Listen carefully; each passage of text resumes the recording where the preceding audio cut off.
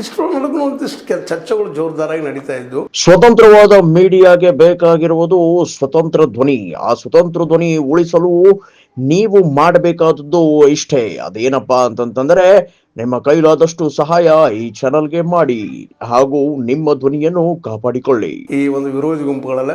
ಯಾಕಂದ್ರೆ most probably ಗೋಕಾಕದ ಮುಖಾಂತರ, ಯಾಕಂದ್ರೆ ಅಲ್ಲೇ ಯಮಕನಮರಡಿಯಲ್ಲಿ ನಿಮ್ಗೆ ಗೊತ್ತದ, ಮೋಸ್ಟ್ ಪ್ರಾಬಬ್ಲಿ ಅಲ್ಲಿ ಒಂದಂತೆ ಆಗಿದಾರ AB ಪಾಟೀಲರು ಮತ್ತು ಕತ್ತಿ ಕುಟುಂಬ. ಅದ್ರ ಜೊತೆಗೆ ಅಲ್ಲಿ ST ಕ್ಷೇತ್ರ ಇರೋದರಿಂದ ವಿಶೇಷ ಅಷ್ಟಗಿ ಮತ್ತು ಉಂದ್ರಿ ಇಬ್ಬರಲ್ಲಿ ಒಬ್ಬರನ್ನ ಮಾಡಿ ಸಪೋರ್ಟ್ ಮಾಡಿ ಯಮಕನಮರಡಿಯಲ್ಲಿ ಒಂದು ಇವರನ್ನು ಈ ಸಲ ಸೋಲಿಸಲೇಬೇಕು ಅಂತ ಒಂದು ಏನೋ ಹಠದ ಜಾಲ ಹಿಡಿತಾ ಇದ್ರು. ಅದಕ್ಕೆ ಗೋಕಾಕ್ ಬಂದು ನಿಂತು ಗೆಲ್ಬೋದಾ ಸತೀಶ್ ಅವರು ಅನ್ನುವಂಥ ಮಾತಿತ್ತು. ಸಪೋಸ್ ಇವತ್ತು ಸತೀಶ್ ಅವರು ಅಧ್ಯಕ್ಷರಾಗಿದ್ದರೆ ಅದು ಸಾಧ್ಯತೆಯೇನೋ ಅನ್ನುವಂಥ ಮಾತು. ಅದ್ರ ಜೊತೆಗೆ DK ಶಿವಕುಮಾರ್ ಅವರು ಮುಖ್ಯಮಂತ್ರಿಗಳು. ಅದಕ್ಕೆ ಈ ಸಲ ಗೋಕಾಕಕ್ಕೆ ಈ ಡಾಕ್ಟರ್ ಕಡಾಡಿ ಅವರನ್ನು ಇನ್ನಷ್ಟು ಅವರಿಗೆ ಬೆಂಬಲ ಕೊಟ್ಟು ನಿಲ್ಲಿಸುವಂಥ ಸಾಧ್ಯತೆಗಳು ಹೆಚ್ಚಾಗಿದ್ದಾವೆ ಅನ್ನುವಂಥ ಮಾತುಗಳು ಈಗ ಜೋರ್ದಾರ್ ಚರ್ಚೆ ನಡೆದಾವೆ.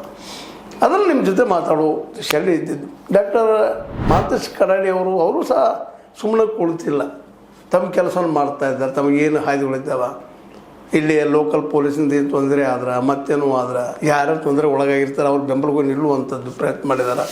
ಅಲ್ಲಲ್ಲಿ ಸಣ್ಣದಾಗೆ ಹೋರಾಟಗಳನ್ನು ಶುರು ಮಾಡ್ತಾಯಿದ್ದಾರೆ. ನಮ್ಮ ಅಂಬೇಡ್ಕರ್ ಅವರು, ಗಾಂಧಿ ಅವರು ಫೋಟೋ ಹಿಡ್ಕೊಂಡು ಹೋರಾಟ ಮಾಡ್ತಾಯಿದ್ರೆ ಜನ ಹೆಚ್ಚು ಕಾಣ್ತಾ ಇಲ್ಲ ಅವ್ರ ಜೊತೆಗೆ. ಆದ್ರೆ ಒಳಗಿದೊಳಗೆ ಜನ ಮಾತ್ರ ಭಾಳಷ್ಟು ಅವ್ರಿಗೆ ಸಪೋರ್ಟ್ ಮಾಡುವಂಥದ್ದು, ಅವ್ರ ವ್ಯೂಸ್ಗಳನ್ನ ನೋಡಿದಾಗ, ಅವ್ರ ಬಗ್ಗೆ ಒಂದು ಏನಪ್ಪ ಅಂದ್ರೆ ಬೆಂಬಲ ನೋಡಿದಾಗ ಅನ್ನಿಸ್ತದೆ, ಮನೆಯೊಳಗೆ ಕೂತ್ಕೊಂಡು ಏನೋ ಮಾಡ್ತಾ ಇದ್ದಾರಪ್ಪ ಜನ ಇದೆ ಅಂತೇಳಿ. ಹೀಗಾಗಿ ಇವಾಗ ಈ ಸಲ ಡಾಕ್ಟರ್ ಕಡಾಡಿ ಅವರಿಗೆ ಮೊದಲೇದಾಗಿ DK ಶಿವಕುಮಾರ್ ಅವರು ಮೋಸ್ಟ್ಲಿ ಇವ್ರು ಟಿಕೆಟ್ ಕೊಡ್ತಾರೆ ಅನ್ನೋಂಥ ಭರವಸೆ ಮೂಡಿದ.